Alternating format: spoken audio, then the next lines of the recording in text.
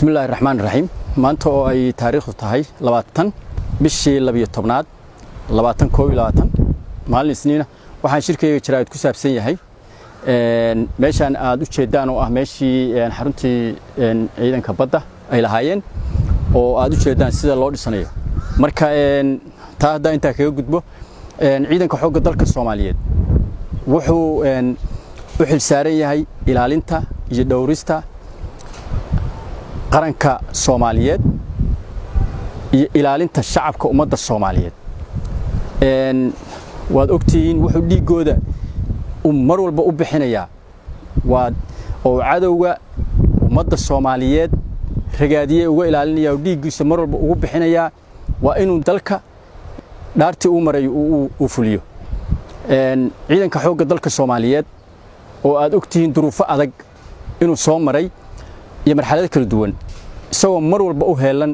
sidoo qaranka Soomaaliyeed iyo ummadda shacabka Soomaaliyeed oo ilaalin lahaa inta ka bacdi waxa jirta ciidanka badda Soomaaliyeed oo mar walba ku heelan inay ilaaliyaan una xil saaran baddeena Soomaaliya si ay u ilaaliyaan biyaha badda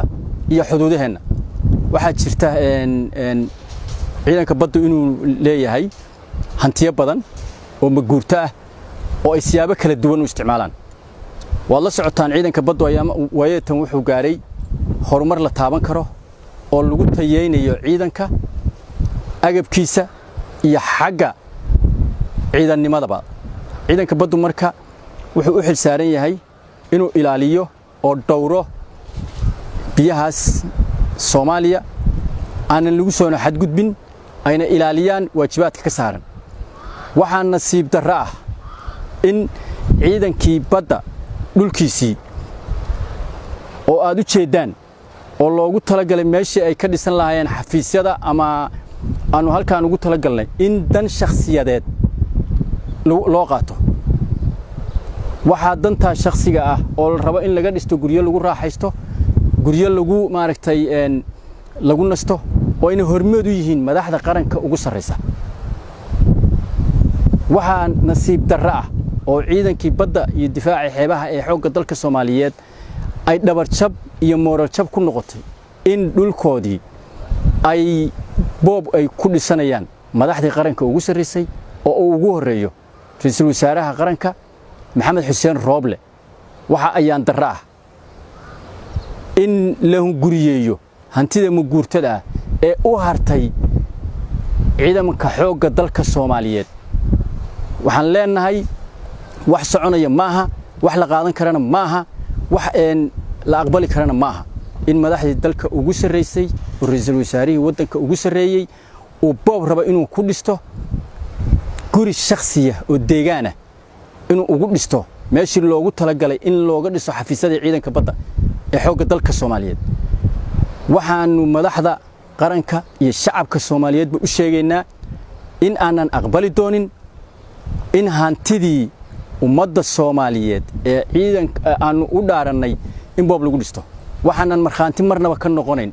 aanan qaadanayn in mar walba ama la isugu cagajugleeyo ama la yiraahdo xil baa laga tagayaa ama xil baa la isaga qaadayaa haddaanu hadda ka tagayno xilka waxaanu u dhaaranay inaanu dalka iyo diinta ilaalino waxaanu u dhaaranay inaanu hantidii ummadda Soomaaliyeed